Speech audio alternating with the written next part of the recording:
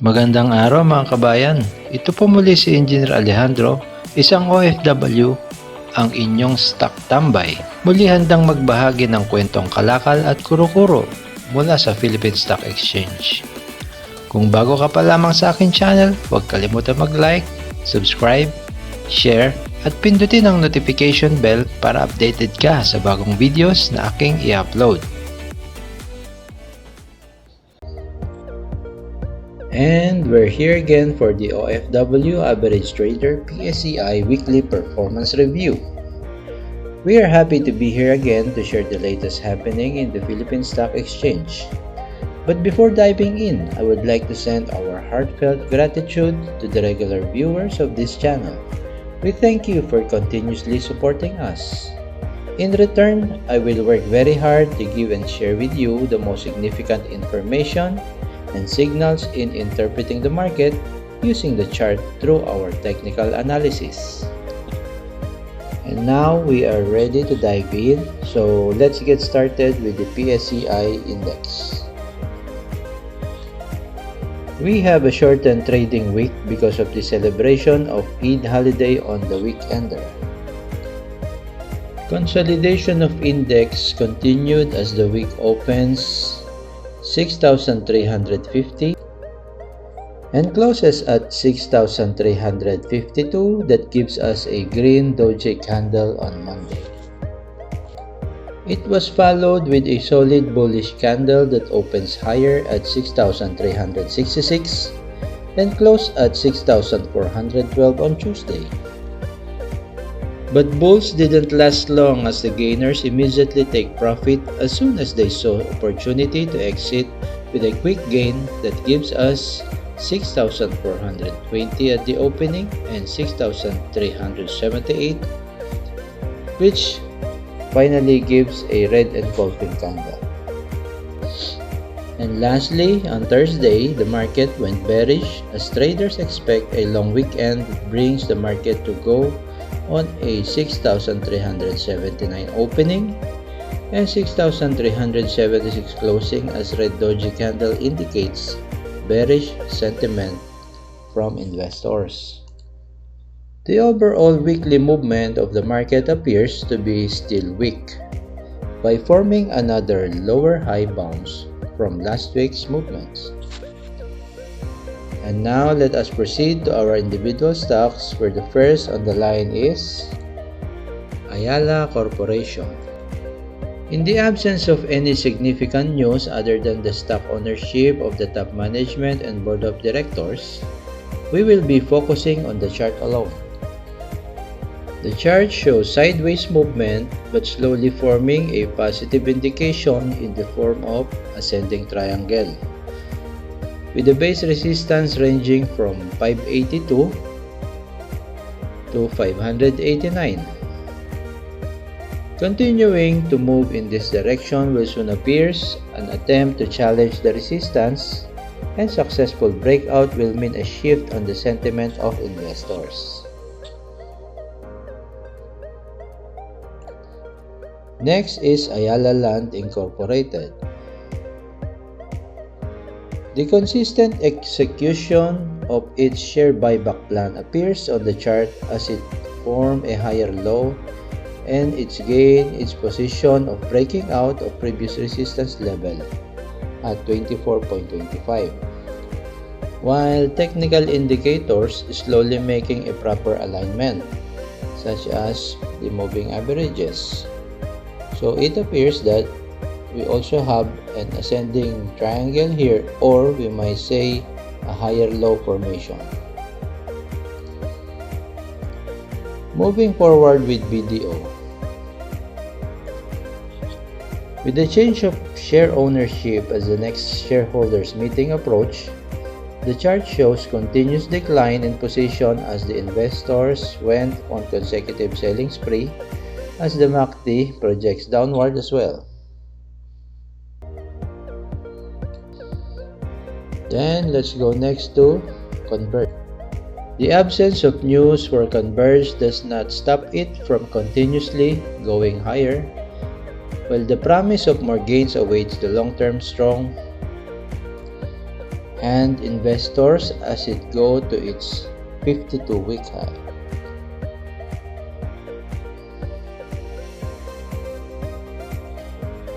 With an obvious move of a breakout at this resistance level, it appears that it is still getting stronger and we might see some more upward movement continuation in the coming weeks or might be longer time frame.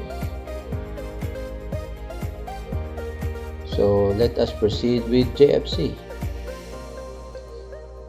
Jollibee Foods Corporation. As the annual stockholders meeting of Jollibee approach, the chart shows a bit of a pause at the current level of support and appears to be on standby as it moves sideways. If this level sustains, then we might probably see that it will continue to challenge this level, while it appears that we will have to wait a little longer before this MACD is going to move upward. Then let us proceed to Metrobank. As Metrobank stays at its higher level, it is currently undergoing a correction phase since there are no significant news reported this week. So we are only looking at the current consolidation or retracement, temporary retracement for Metrobank. So let us proceed to JGS. JG Summit Holdings are on a retracement mode upon reaching its second breakout point, and more likely gaining strength as indicators move in a proper positive alignment.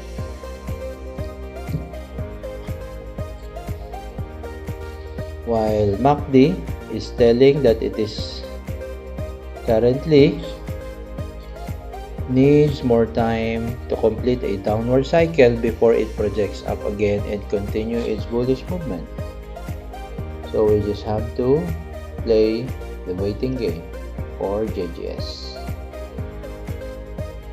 Then let us proceed to SMPH. Since no significant news report that may affect its movement, the current position and movement of SMPH is in consolidation mode or sideways movement. It appears that it will only be a matter of time, probably by end of this month. We can expect a shift of trend as MACD is already projecting upward and almost above the zero level. So let us keep an eye on this stock and we'll see what will happen next. So let us proceed to our focus stocks, which is MegaWorld. MegaWorld Corporation. My conviction with MegaWorld is very positive. One of the most interesting stock to look at, according to my assessment, is MegaWorld. While its parent holding company has shifted to bullish movement 2 weeks ago, this one appears to currently moving its indicators in a proper alignment.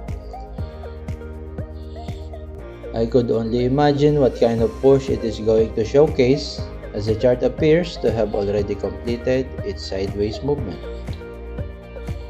And the MACD appears to be projecting upward and almost above the zero level, while the moving averages are already accumulated here except for the 200 MA.